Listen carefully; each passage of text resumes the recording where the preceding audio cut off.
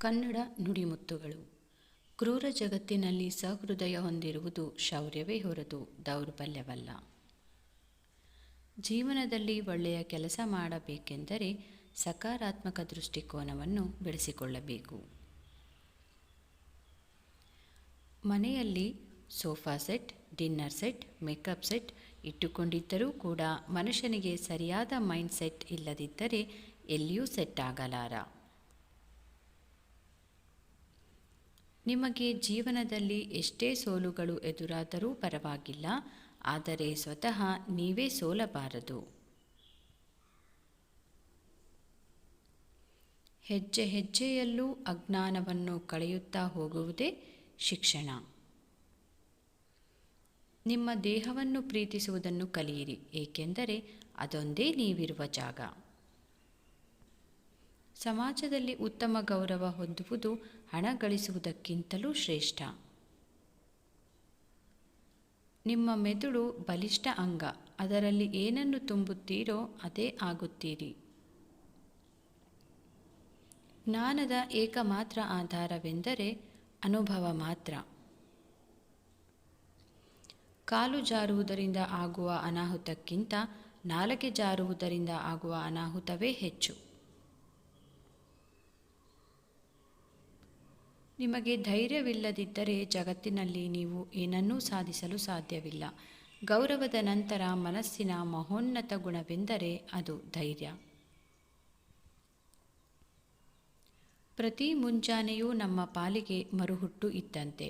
ಹಾಗಾಗಿ ನಾವು ಆ ದಿನ ಏನು ಮಾಡುತ್ತೇವೆ ಎಂಬುದು ತುಂಬ ಮುಖ್ಯ.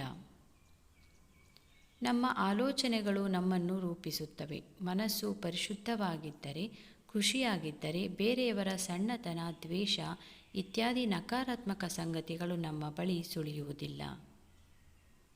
ಪ್ರತಿಯೊಂದಕ್ಕೂ ಸೌಂದರ್ಯವಿರುತ್ತದೆ, ಆದರೆ ಅದನ್ನು ಕಾಣುವ ಕಣ್ಣು ಎಲ್ಲರಿಗೂ ಇರುವುದಿಲ್ಲ. ನಿಮ್ಮ ಹೆಂಡತಿಯನ್ನು ನಿಮ್ಮ ಮನೆಯೊಳಗೆ ಮುದ್ದಿಸಿ. ಹೊರಗೆ ಮದುವೆಯಾಗದವರಿದ್ದಾರೆ. ನಿಮ್ಮ ಮಕ್ಕಳನ್ನು ನಿಮ್ಮ ಮನೆಯೊಳಗೆ ಮುದ್ದಿಸಿ. ಹೊರಗೆ ಮಕ್ಕಳಾಗದವರಿದ್ದಾರೆ. ನಿಮ್ಮನ್ನು ನೀವು ನಿಮ್ಮ ಮನದೊಳಗೆ ಮುದ್ದಿಸಿ, ಏಕೆಂದರೆ ಹೊರಗೆ ನಿಮ್ಮನ್ನು ಕಂಡರೆ ಆಗದವರಿದ್ದಾರೆ.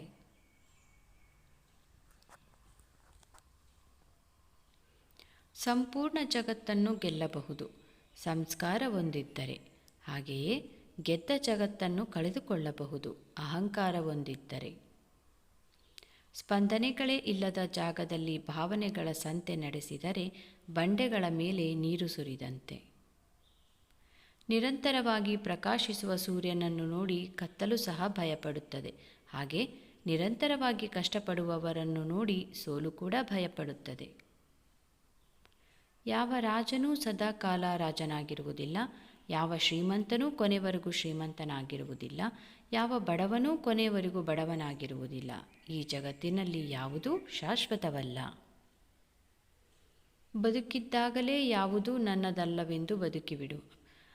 ಯಾಕಂದರೆ ಕೊನೆಗೆ ಒಂದು ದಿನ ಭಗವಂತ ಕೂಡ ಕೇಳುತ್ತಾನೆ, ನೀನು ಆಡ್ತಿರೋ ಉಸಿರು ನನ್ನದು, ಕೊಟ್ಟು ಬಿಡು ಎಂದು.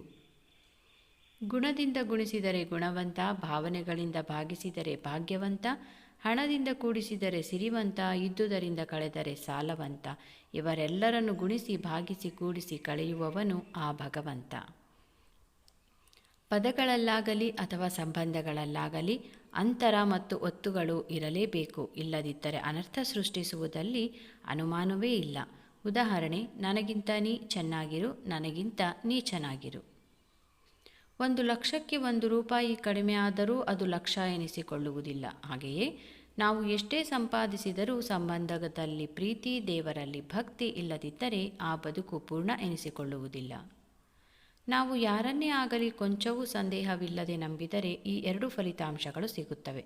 ಜೀವನದಲ್ಲಿ ಕೊನೆವರೆಗೂ ಜೊತೆಗಿರುತ್ತಾರೆ, ಇಲ್ಲವೇ ಜೀವನಕ್ಕೊಂದು ಪಾಠ ಕಲಿಸಿರುತ್ತಾರೆ. ಈ ಮಾಹಿತಿ ಇಷ್ಟವಾದಲ್ಲಿ ಪ್ಲೀಸ್ ಲೈಕ್ ಮಾಡಿ, ಶೇರ್ ಮಾಡಿ, ಸಬ್ಸ್ಕ್ರೈಬ್ ಮಾಡಿ. ಕನ್ನಡಿಗರನ್ನು ಬೆಳೆಸಿ. ಧನ್ಯವಾದಗಳು.